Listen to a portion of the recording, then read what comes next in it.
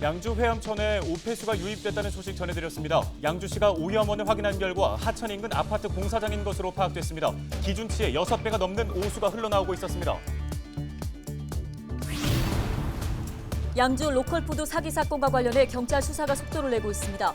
이 사건을 수사 중인 양주경찰서는 이달 중으로 더불어민주당 홍성표 의원과 로컬푸드 업무 관련 공무원 등을 조사한다고 밝혔습니다. 12일부터 수도권 사회적 거리두기 4단계 조치가 시행되면서 오후 6시 이후에는 사실상 모임이 금지됐습니다. 거리두기 4단계 시행 첫날 풍경을 카메라에 담았습니다. 코로나19 확진자가 급증하면서 생활치료센터 가동률이 높아지자 경기도가 무증상 환자 등을 대상으로 자가치료 선택권을 주기로 했습니다.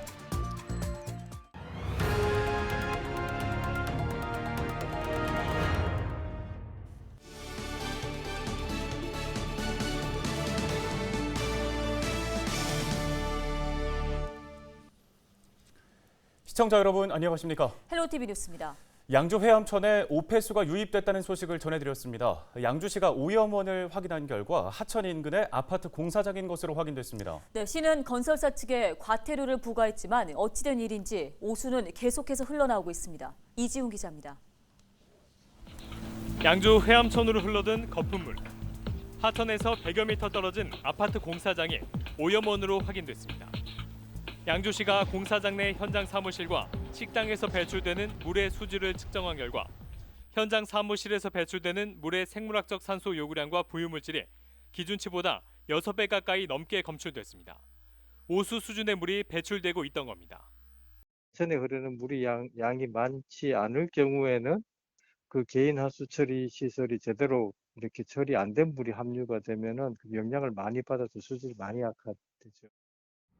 양주시는 건설사 측에 과태료 150만 원을 부과했습니다.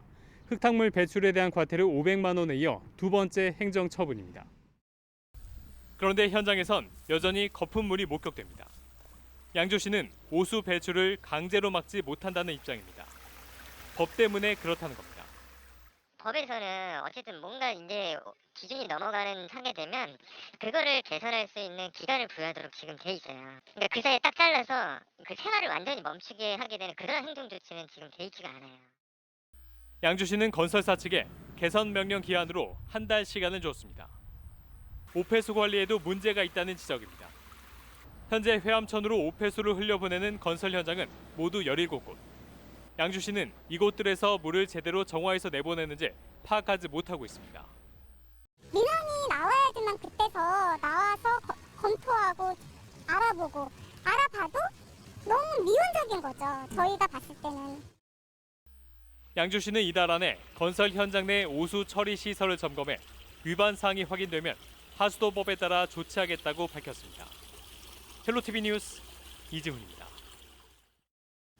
양주 로컬푸드 사기 사건 관련 경찰 수사가 속도를 내고 있습니다. 이 사건을 수사 중인 양주경찰서는 이달 중으로 더불어민주당 홍성표 의원과 로컬푸드 업무 관련 공무원 등을 불러 조사한다고 밝혔습니다. 경찰은 이달 중으로 조사를 마무리한다는 방침인데요. 경찰은 앞서 지난달 23일 홍 의원의 사무실과 양주시 농업기술센터 전 소장의 차량 등을 압수수색한 바 있습니다. 의정부에 가정법원을 설치해야 한다는 요구가 이어지고 있습니다. 국회 법제사법위원장인 더불어민주당 윤호중 국회의원과 의정부을 김민철 국회의원은 지난 4월 조재현 법원 행정처장을 만나 의정부 가정법원과 고등법원 설치를 건의했습니다. 두 의원은 경기 북부는 가정법원이 설치된 지역보다 훨씬 많은 가사 사건이 발생하고 있어 의정부지법 이전과 함께 고등법원과 가정법원이 설치돼야 한다고 강조했습니다. 국회에는 지난해 7월 의정부에 가정법원을 설치하는 내용을 담은 개정안이 발의돼 있습니다.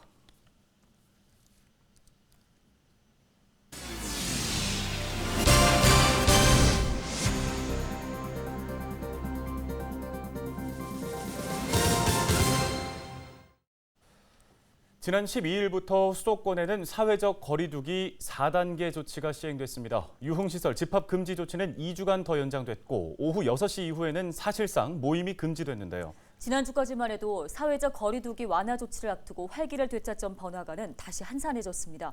사회적 거리두기 4단계 시행 첫날 풍경, 김진재 기자가 취재했습니다. 식당에 모여 밥을 먹던 사람들이 서둘러 밖으로 나옵니다. 다른 가게에서도 마찬가지. 오후 6시가 임박하자 서너 명씩 식사를 하던 사람들이 매장을 나서는 겁니다. 12일부터 2주간 사회적 거리두기 4단계가 시행되면서 오후 6시 이후에는 3인 이상 사적 모임이 금지됐습니다. 하지만 일부 시민들은 방역 수칙을 어긴 채 여전히 오후 6시 이후에도 3명 이상 무리지어 다녔습니다. 같이 모여 있으면 안 된다고 지금 나왔잖아요. 원래는 알고 있는데 따로 가려고 하고 있단 말이에요. 잠깐 얘기하고 있으면 먼저 가려고. 사적 모임 인원 제한을 지키지 않으면 인당 과태료 10만 원이 부과됩니다. 원칙적으로 사적 모임 제한 인원은 오후 6시 전에는 4명까지, 6시 이후에는 2명까지 허용되지만 정부는 방역을 위해 퇴근 후 야간 외출 자제를 당부했습니다. 사실상 야간 외출 금지 조치가 내려지면서 저녁 시간 길거리 풍경도 달라졌습니다. 인천 부평구의 한 번화가입니다. 지금 시간이 오후 7시 43분인데요. 평소에는 사람들로 북적이는 곳이지만 사회적 거리두기 4단계가 시행되면서 길거리는 많이 한산해진 모습입니다. 헌팅 포차와 클럽 등의 간판은 모두 꺼져 있고 식당과 카페 매장은 텅 비다시피 했습니다. 밤 10시까지 매장 내 식사가 가능하지만 실제 매장에서 밥을 먹는 손님은 찾아보기 어렵습니다. 뉴스가 딱 뜨잖아요. 그러면 갑자기 그냥 손님들이 싹 줄어요. 시장 보러도 많이 안 나오니까 어차피 여기는 다 줄거든요. 이미 1년 넘게 이어진 코로나19 유행과 영업 제한 조치로 길거리에서는 문을 닫는 매장들이 늘고 있는 상황. 거리두기 4단계 시행으로 유동인구 자체가 줄어들자 식당과 의류 매장 등 상가 전반은 활기를 잃었습니다. 저녁에 직장인들도 그렇고 2명만 만나서 이렇게 뭐 밥 먹으러 가는 사람이 어디 있겠어요. 그러니까 어떻게 보면은 뭐 지금 코로나 문제가 너무 심각하다 보니까 뭐 정부에서도 그런 대책을 내놨겠지만 저희 같은 우리 소상공인들한테는 너무 힘든. 정부는 자영업자 피해 등 사회적 비용을 줄이기 위해 4단계 시행 2주간 방역 고삐를 바짝 당긴다는 계획. 유례 없던 고강도 거리두기 대책으로 밤 시간 길거리 풍경도 달라졌습니다. 헬로티비 뉴스 김진재입니다. 최근 코로나19 확진자가 급증하면서 생활치료센터 가동률이 높아지자 경기도가 무증상 환자 등을 대상으로 자가치료 선택권을 주기로 했습니다. 도는 백신 접종으로 코로나19 확진에 따른 사망자가 크게 줄어드는 등 치명률이 낮아지고 있어 무증상자나 경증 환자는 자가치료가 효율적일 수 있다고 밝혔습니다. 이에 따라 앞으로 무증상자와 경증 환자는 본인이 희망할 경우 가정에서 간호사와 하루 2번 전화 상담을 하고 증상이 악화될 경우 의사의 비대면 진료를 통해 처방을 받거나 병원으로 이송됩니다. 그동안 자가치료는 만 12세 미만의 어린이와 보호자 또는 돌봄이 필요한 자녀가 있는 성인이 대상이었습니다. 방역 수칙을 무시하고 사전 예약제로 단골 손님을 받아 영업을 한 유흥주점이 경찰에 적발됐습니다. 의정부경찰서는 감염병 예방 및 관리에 관한 법률 위반 혐의로 의정부 시내 모 유흥주점 업주와 여성 접대부 손님 등 23명을 불구속 입건했다고 밝혔습니다. 해당 업소는 지난 9일 정문에 집합금지 명령세를 부착한 뒤에 문을 닫고선 사전 예약을 통해 손님을 받아 불법 영업한 혐의를 받고 있습니다. 경찰은 첩보를 입수한 후 이중 철문을 잠근 상태로 운영하던 업소를 단속해 적발했습니다. 경찰은 해당 업소 업주와 종사자, 손님 중에 코로나19 확진자가 발생할 경우 구상권을 청구할 것이라고 밝혔습니다. 의정부시가 관내 공원 108곳에 저녁 10시 이후 음주를 금지하는 행정명령을 내렸습니다. 이번 조치는 수도권 방역조치 강화 방안에 따른 것으로 식당이나 카페 등 다중이용시설 이용이 저녁 10시 이후로 금지되면서 인근 공원으로 음주를 이어갈 우려가 있어 시행됐습니다. 이에 따라 공원 안에서는 저녁 10시부터 다음날 새벽 5시까지 음주를 할 수 없게 됩니다. 위반 시 10만 원의 과태료가 부과되며 행정명령 위반으로 확진자가 발생할 경우 검사비와 치료비 등 방역 비용이 청구됩니다. 시는 현장 대응반을 구성해 계도 단속을 이어간다는 방침입니다. 의정부시가 코로나 방역 인력을 확충하기 위해 단기 일자리 사업 참여자를 모집합니다. 모집 기간은 오는 15일까지로 선발 인원은 총 28명인데요. 참여 자격은 만 18세 이상 40세 미만의 신체 건강한 사람이며 코로나 백신 1차 이상 접종자가 우선 선발됩니다. 선발된 참여자들은 의정부시 보건소에 배치돼 코로나19 확진자 역학조사 등의 지원 업무 등을 맡을 예정입니다. 신청은 거주지 관할동 주민센터나 일자리센터로 방문하시면 됩니다. 동두천시가 코로나19 확산을 막기 위해서 오는 15일부터 5일장을 임시 휴장한다고 밝혔습니다.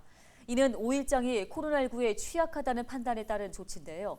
시는 코로나19 상황이 안정될 때까지 휴장을 계속 이어나갈 계획이며 현수막 게시 등을 통해 휴장 소식을 알린다는 방침입니다. 한편 시는 관내 전통시장 4곳과 골목상권 일대에 대한 방역 소독을 주기적으로 실시하고 있습니다. 최근 코로나19 확진자가 증가함에 따라 경기도가 생활치료센터 한 곳을 추가로 설치했습니다. 추가된 생활치료센터는 화성에 있는 한국도로공사 인재개발원으로 136병상인데요. 도는 경기대 수원 캠퍼스 기숙사도 추가로 개소해 1,500병상을 확보한다는 계획입니다. 더불어 중증 환자 치료를 위해서는 경기도 의료원 포천, 안성 이천병원에 155병상을 추가 마련할 계획입니다. 다음 소식입니다. LH가 시행하고 있는 각종 택지 개발 사업 과정에서 준공검사와 공공시설의 인수인계 절차가 담당 지자체의 의견 수렴 과정을 무시한 채 진행되고 있는 것으로 확인됐습니다. 이 같은 문제가 발생한 건 법 개정 때문인데요. 이모석 의정부 시의회 의원 연결해 이 문제와 실태 짚어보겠습니다. 의원님 나와 계십니까? 네, 안녕하십니까. 이모석 시의원입니다. 예, 택지 개발 사업이 담당 지자체와의 협의가 없이 지금 진행되고 있다는데 먼저 어찌된 상황인가요? 예, LH에서 시행 중인 공공주택지구 조성 사업은 지구 지정이나 지구계획 승인 시에는 관할 시장의 의견을 듣도록 되어 있는데요. 준공 단계에서 공공시설의 인계 인수는 그렇지 않습니다.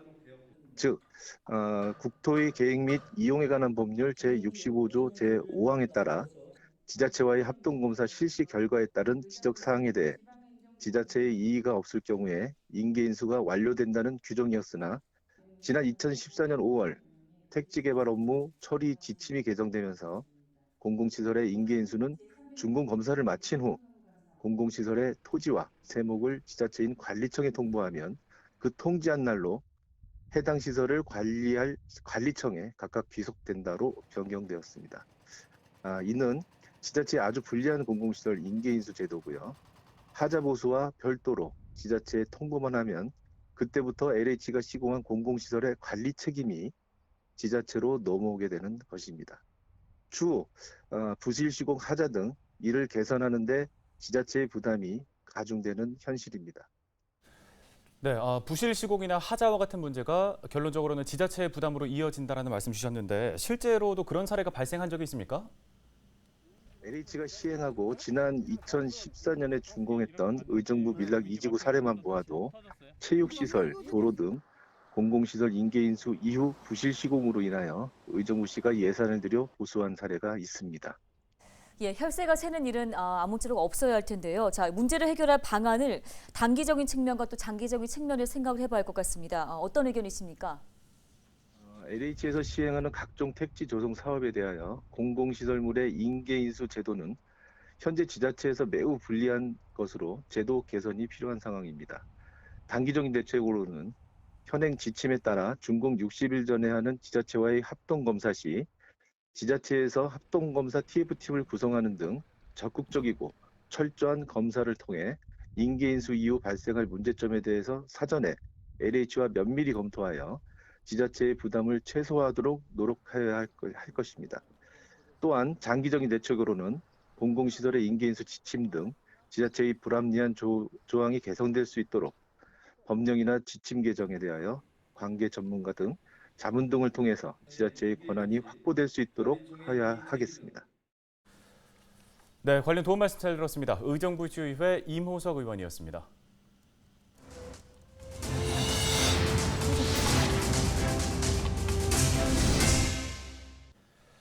화이자 백신 2회 접종에 이어 3번째 추가 접종까지 하면 면역력이 최대 10배가 높아진다는 연구 결과를 화이자 제조사가 발표했습니다. 그러자 이스라엘은 백신 접종률이 60%에 육박하는 데에도 취약계층을 중심으로 3번째 추가 접종을 추진하기로 했습니다. 네, 백신이 동나는 바람에 사전 예약이 15시간 만에 중단된 우리나라와는 달라도 너무나 다른 상황인데요. 세계적으로 백신 부익부 빈익빈 현상이 나타나는 건데 국민의 안전을 위해 정부가 조금 더 발품을 팔아줬으면 좋겠습니다. 뉴스 마칩니다. 고맙습니다.